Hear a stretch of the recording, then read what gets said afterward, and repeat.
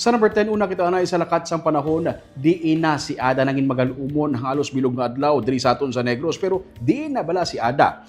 As of 4 p.m., ining bagyo nga si Ada nga nakaroon sa 335 kilometers east sang Katarman, Northern Samar. No, ang bagyo nga Ada may kabaskugon na karon nga 65 kilometers per hour sa gihapon kag nagalabot sa 80 kilometers per hour ang hinali sini nga pagbaskog sang hangin.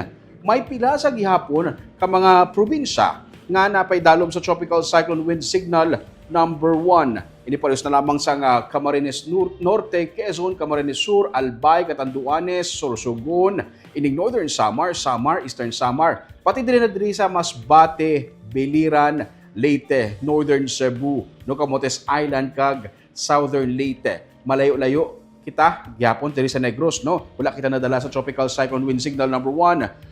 Mapalapit ang bagyo nga si Ada diri sa may eastern kag northern Samar.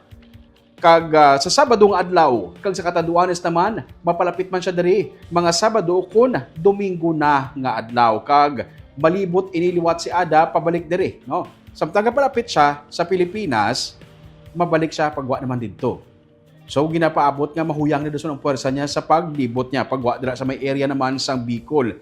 Bisan mahinay ining bagyo o kung mahinay ang hangin nga dala sang bagyo nga Ada, ginapaabot nga mabunog ang ulan nga pagadalon, ilabi na dira sa may Eastern Visayas kag sa Bicol region, no, ini nga mga area hanggang pula.